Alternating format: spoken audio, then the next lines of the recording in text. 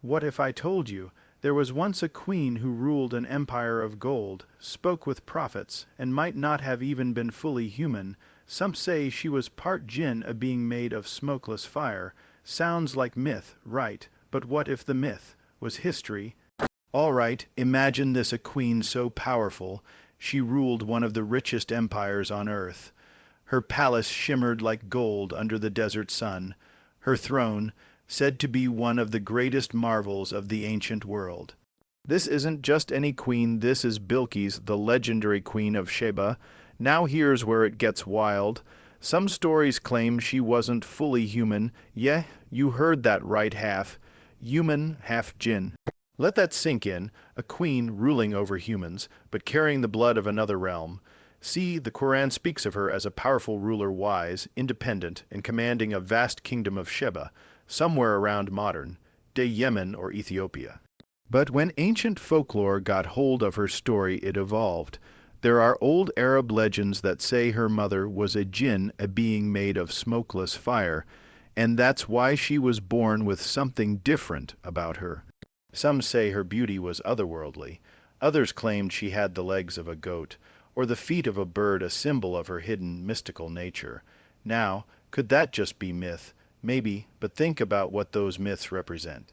When ancient people saw someone so smart, so magnetic, and so ahead of her time, they couldn't explain it, so they made her supernatural.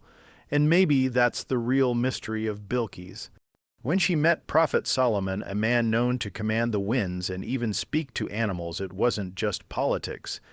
It was a meeting of two cosmic forces, one ruling through divine wisdom, the other through the power of her will, and maybe her jinn heritage. Their encounter, according to Scripture, was full of testing, respect, and eventual faith.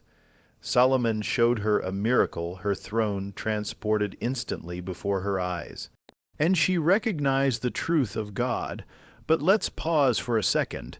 If that story is real, what kind of technology, or power, or realm are we talking about here?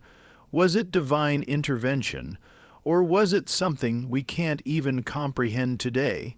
Because if Solomon could command beings from the unseen world, and Bilqis was partly from that world, then what was that meeting really about?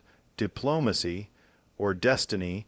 Every culture has these divine figures, people who seem too extraordinary to be ordinary. Maybe Bilqis was just a brilliant, strong human queen. Or maybe, just maybe, she carried a spark from beyond the veil. Either way, her story reminds us of one thing: human or jinn, greatness always leaves a mark on history. And Queen Bilqis, she left one hell of a mark. All right, imagine this: a queen who wasn't just sitting on some fancy throne, but commanding one of the wealthiest, most advanced kingdoms of the ancient world. We're talking about Sheba, the land of gold, incense, and trade routes that fed empires. Her name was Bilqis, known in some traditions as the Queen of Sheba, and she wasn't your ordinary ruler.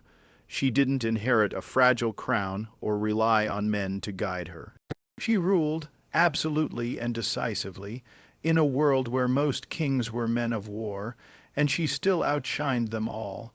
Now picture this: the Arabian Peninsula, thousands of years ago. The air is thick with the scent of frankincense and myrrh. Caravans snake across the desert, loaded with gold, silk, and spices, and in the middle of that wealth stands a palace that gleams like sunlight on water. The stories say the floors were made of glass so clear that guests thought they were walking on water. Think about that for a second: an architectural illusion, thousands of years before modern optics. If that was real, how advanced was this civilization? Her court wasn't just luxury and gold, it was intelligence, diplomacy, and power. Bilqis was said to lead councils of advisors, scholars, and generals, making decisions that shaped entire regions. She didn't just rule her people. She commanded their loyalty through wisdom and charisma.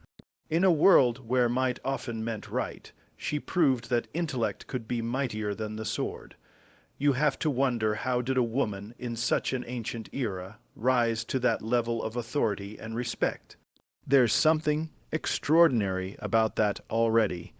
and the way history describes her presence, man, it's fascinating. People spoke of her beauty and brilliance in the same breath, not just her face, but her aura. The way she entered a room, people felt it like the atmosphere changed. Some called it charm, others called it something else, an energy almost supernatural. Maybe that's where those whispers began that she wasn't entirely human. Because when someone seems to operate on a different wavelength, people start looking for explanations beyond what they can see. But here's the thing, her kingdom wasn't a fantasy. Archaeologists today have uncovered evidence of the Sabaean civilization in Yemen, showing massive irrigation systems, temples, and trade wealth that match the ancient descriptions. So this wasn't just a myth. Sheba was real, and it was thriving. Bilqis may have been more than just a legend. She could have been one of the most sophisticated rulers of her age, a woman who built alliances through intelligence, not war, and yet inspired fear and awe in every direction. Now think about the mindset that would take. Running a kingdom in those conditions, managing trade routes, political rivals, maybe even mystical rumors about her nature, it would take focus, composure, and something almost otherworldly. Maybe that's why later storytellers said she had the blood of a Jinn, because when people can't comprehend a human doing something extraordinary, they rewrite them into myth. They say she had to be part something else, so before we even get to the whole half, Jinn, part, you already have this queen standing at the top of the world, surrounded by wealth, mystery, and innovation that feels too advanced for its time, and that's the starting point of the mystery, a woman so far ahead of her era. She made people question if she even belonged entirely to it. Here's where things take a really strange turn. You've got this incredibly intelligent, powerful queen ruling one of the richest empires in the world, and yet people start whispering that she might not even be fully human. That's wild. Ancient Arabian legends talk about Queen Bilqis's mother being a jinn, a being made of smokeless fire. Not a ghost, not a demon, but something in between, a sentient creature from another plane of existence. So, in those stories, Bilqis was literally born from the union of two worlds, the human and the unseen. And when you think about it, it's kind of poetic. Because her rule itself was mysterious, her mind operated on another level, and her presence had this magnetic quality that ancient people couldn't explain. In cultures back then, when someone seemed to possess impossible wisdom or beauty, the only explanation was supernatural ancestry. They didn't have words for genius, strategy, or charisma. They just said she's touched by the jinn. There's an old description that goes like this: when people looked at her closely, they noticed something different about her legs. Some say they were covered in hair, others said they resembled the hooves of a goat.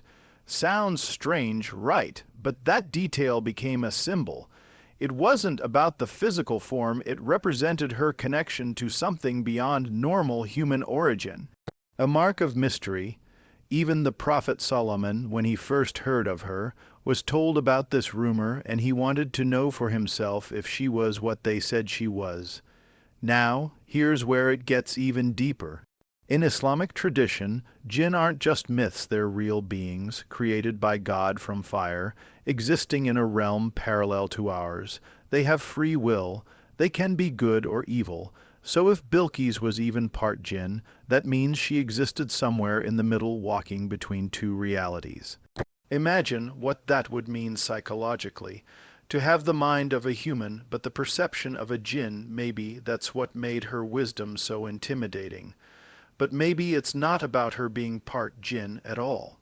Maybe it's about how humans saw her, a woman ruling in a patriarchal world, out-thinking kings, trading with empires, and commanding respect. That was unthinkable at the time. So the story evolves. It's not that she's smarter, it's that she's not human. That's how societies often explain people who break their rules. They turn them into myths to make sense of their power. Still, The supernatural aspect sticks because it feels true on a symbolic level. There's something eerie about greatness, something that feels too powerful to be explained by flesh and blood alone. The more you read about Bilqis, the more you realize she doesn't fit neatly into the box of human history. She's half legend, half fact. And that tension between what's real and what's imagined is exactly why her story still echoes through time. So whether she really carried the blood of a Jinn, or whether that was just a metaphor for her unmatched brilliance, the result is the same. She stood apart from everyone else. A queen who blurred the line between the human and the divine, a ruler who made the world question what kind of being could rise that high. So now, imagine this scene: the most powerful queen of the South, and one of the greatest prophets to ever live are about to meet. Two legendary figures, both ruling with wisdom, both commanding forces beyond ordinary understanding. It's not just politics anymore, it's like two worlds colliding. On one side, Queen Bilqis, surrounded by gold, intellect, and mystery. On the other, Prophet Sulaiman, a man who could command the winds, speak to animals, and control the jinn themselves. Just think about that. How do two rulers like that even talk to each other? It's not a normal conversation. It's a meeting of cosmic energy. The Quran describes Solomon receiving reports about a queen who worshipped the sun instead of God. So he sends her a letter, not a threat, not a demand, but an invitation to truth. And here's where her wisdom really shows. She doesn't react with pride or anger. She gathers her advisors and says, "I never make a decision without consulting you." That's leadership. She's cautious, rational, and strategic. Instead of starting a war, she sends gifts testing Solomon's intentions, almost like a chess move in a game between two geniuses. But Solomon wasn't interested in her gold or power. He sends the gifts back. That's a flex, a divine one. He's saying, "I don't want your riches. I want your recognition of the truth." That's when Bilqis realizes she's dealing with someone unlike anyone she's ever met. This isn't a man driven by greed or politics, this is a prophet. Someone operating on a whole other frequency. And then comes one of the most mind-blowing parts of the story.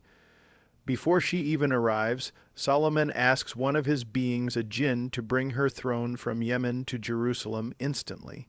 Think about that for a second. We're talking about ancient times, no machines, no communication tech, and yet, within the blink of an eye, her throne appears before him. If you heard that today, you'd call it teleportation. And in the ancient world, it was pure miracle. When Bilqis finally enters Solomon's court and sees her throne there, she's stunned. It's like her entire understanding of power just shattered, and this is the part that fascinates me. Instead of reacting with fear or denial, she stays calm, composed. The text says she said, "It seems to be my throne." That's such an intelligent, diplomatic response. She's processing a supernatural event, and yet she's still thinking, still analyzing. That's not just wisdom, that's strength of mind. Most people would have fallen to their knees. She holds her ground. That's when you realize she's not just another ruler. She's someone who can look the miraculous in the eye and still stay rational. When Solomon finally invites her into his palace, she steps onto that famous glass floor, the one so clear she thinks it's water, and lifts her dress to avoid getting wet. Solomon smiles and tells her it's made of crystal. And that's such a symbolic moment. It's like he's saying, reality isn't always what it seems. Maybe that was her final test to see through illusion, to understand that truth isn't about what you see, but what you perceive. And in that moment, she recognizes the divine power that Solomon represents. It's not a conquest, not submission by force, it's awakening. Two rulers, two worlds, one of the unseen and one of reason meeting in the middle. Bilqis accepts the truth of God, and that's where their stories intertwine forever. It's not about one winning over the other, it's about two extraordinary beings realizing they were reflections of the same divine intelligence. A prophet who commanded Jinn, and a queen rumored to be born from them. So, what exactly happened to Queen Bilqis after that meeting? Did she just go home and rule as before, or did something in her shift forever? Because when you look at the way her story is told, it's not just about politics or faith, it's about transformation. Something deep inside her changed. Before meeting Solomon, she was a son, worshipper, someone who believed in the power of light, energy, and maybe even the stars. After meeting him, that light took on a new meaning. It wasn't the sun she followed anymore, it was the truth behind it. That's not just a religious moment, that's a spiritual awakening. And when you think about it, that transformation is universal. Every human being at some point faces that collision between what they believe and what they realize. For Bilqis, it came through Solomon, a man who embodied divine wisdom. It's like two frequencies finally syncing, one from the realm of reason and royalty, and one from the realm of prophecy and spirit. That meeting didn't just change her religion, it rewired her understanding of reality itself. But there's another layer to this that's easy to miss: the symbolism of her Jinn heritage. If she truly carried Jinn blood, then her transformation was more than spiritual, it was almost metaphysical. A being born of two worlds, the human and the unseen, finally finding harmony between them.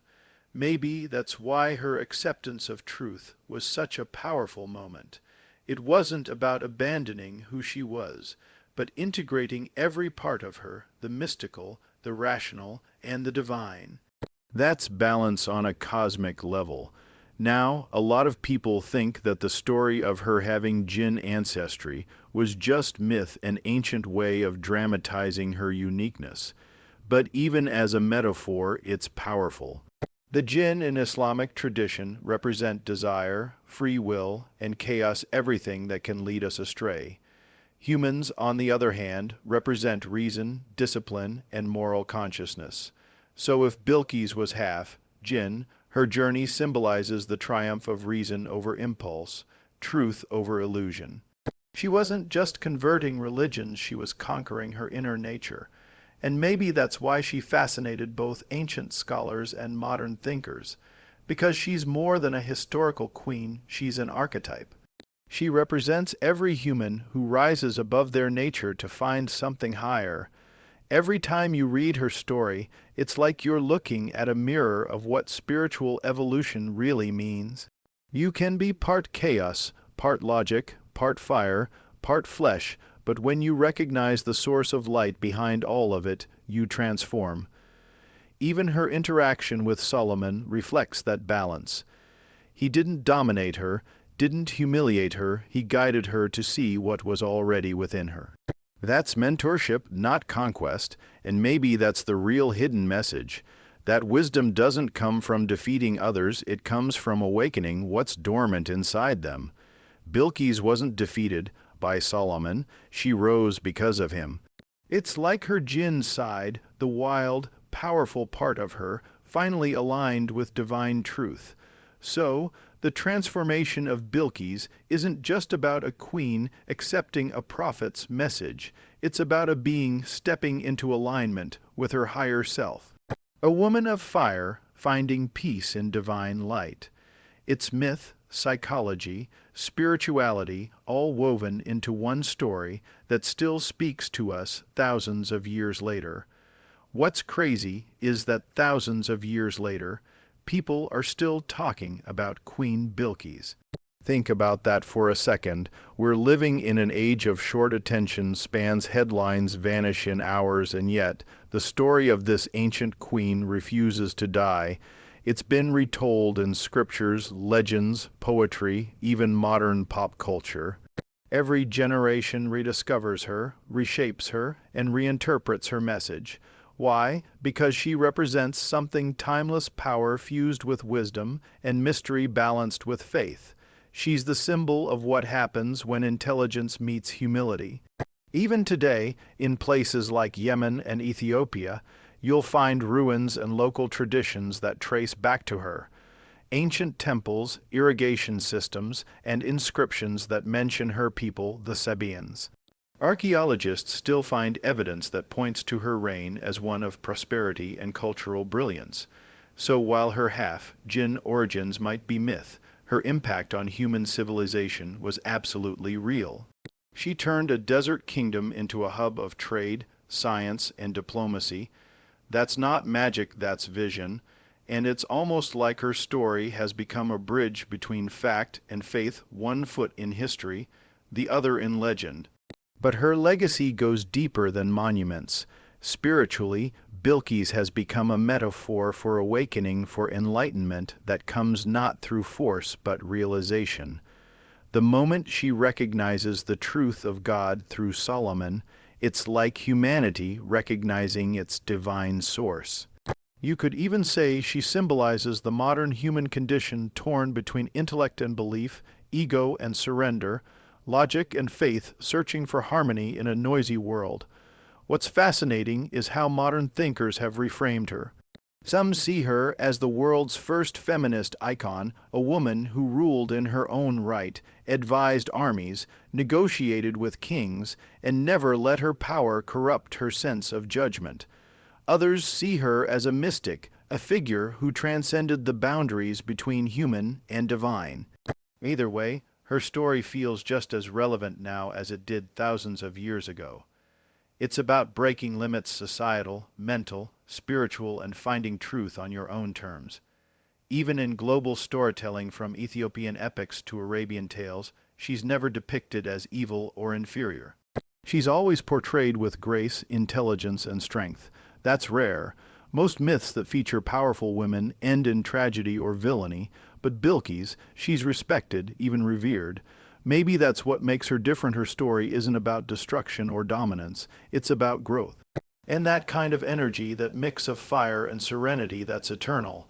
And when you really think about it, maybe that's the reason people said she was part Jinn in the first place. Because it's easier to call someone supernatural than to admit they were that good. History tends to mythologize people who don't fit its rules. When someone lives beyond their time, they stop being just human in the world's eyes. They become legend. So whether she was Jinn or fully human doesn't even matter anymore. What matters is the legacy she left behind, the symbol she became. Queen Bilqis stands for the unity of wisdom and faith, power and compassion, reason and revelation. She's proof that greatness doesn't come from where you're born, it comes from what you awaken into. And that's why, even now, her story feels like it's whispering across time, reminding us that the real magic has always been consciousness itself. You know what's really wild about the story of Bilqis and Solomon? The more you dig into it, the more it starts to sound like an ancient account of something far bigger than politics or religion. It's like there's this hidden layer underneath it all, a layer of knowledge about the unseen, about energies, dimensions, and forces that we still don't fully understand today. Because if Solomon could command the Jinn, and Bilqis might have been part Jinn, then that meeting wasn't just between two rulers. It was between two planes of existence. According to ancient texts, Solomon had access to knowledge that allowed him to communicate with creatures from the unseen world. He could control the wind, command animals, and even harness forces that worked beyond human comprehension. Sounds supernatural, but maybe, just maybe, it was something more like advanced understanding of the natural laws of the universe. And if Bilqis, with her rumored Jinn heritage, carried some innate connection to that unseen realm, then their encounter could have been an exchange of power and perception between two beings who understood the universe differently. It's fascinating how ancient stories talk about these powers not as magic tricks, but as forms of knowledge. Like these weren't miracles for show, they were technologies of consciousness. Solomon's ring that controlled the Jinn. Maybe it wasn't about domination, maybe it was about frequency, vibration, or resonance, things modern science is just beginning to explore. And maybe Bilqis understood some of that. Maybe that's why their meeting felt so monumental, because they spoke the same cosmic language, just from opposite ends of the spectrum. When you think about it, the Jinn themselves are described as beings made of smokeless fire. That sounds like energy. Plasma, a form of existence without matter as we know it. So what if Bilqis, being connected to that world, wasn't just physically different, but energetically tuned differently? What if that's why her presence felt magnetic, why her decisions carried such weight? It's like her consciousness was wired to perceive the unseen patterns around her, the subtle dynamics that most humans miss, and Solomon, with his divine insight, could see her for what she really was, not an anomaly, not a threat, but a reflection of creation's duality. Maybe their entire interaction was a test not of faith, but of perception. Could the queen of the material world recognize the truth of the immaterial? Could the prophet of the divine see the divinity hidden within the mystical queen? That's not just history, that's metaphysics. What's even more fascinating is how both of them represent balance. Solomon ruled over the visible and the invisible. Bilqis existed between human and jinn. Together, they form this symbolic bridge, two beings standing at the threshold between realms, showing that wisdom isn't about choosing sides. It's about understanding both.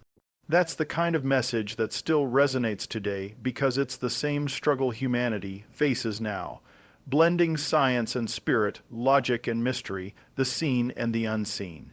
So, maybe the real secret behind their story isn't whether Bilqis was half jinn or human, but that she and Solomon both touched a truth beyond labels, that consciousness itself might be the link between worlds. And if that's true, then what they shared wasn't just diplomacy, it was enlightenment.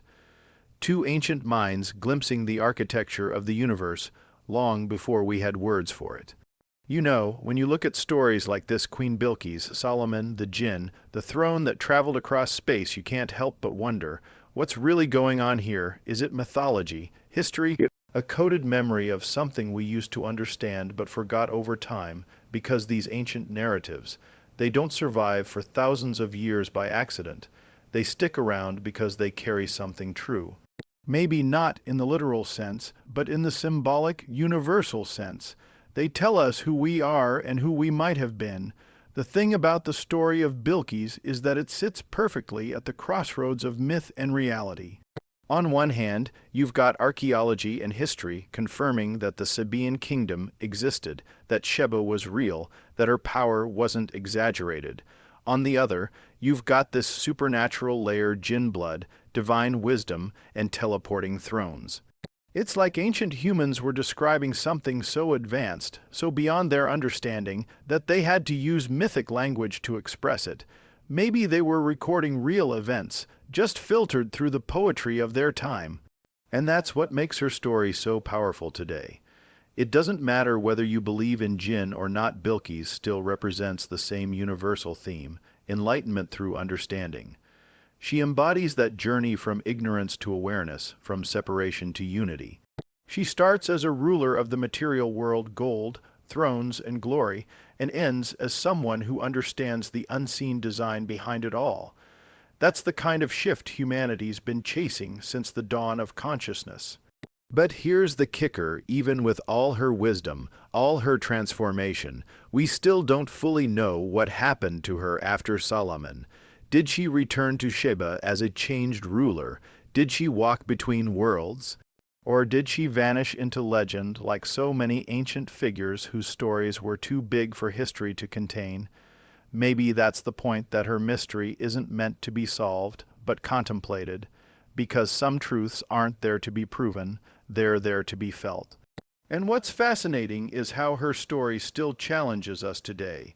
In an age of AI, quantum theories, and cosmic exploration, we're still asking the same question: what is consciousness?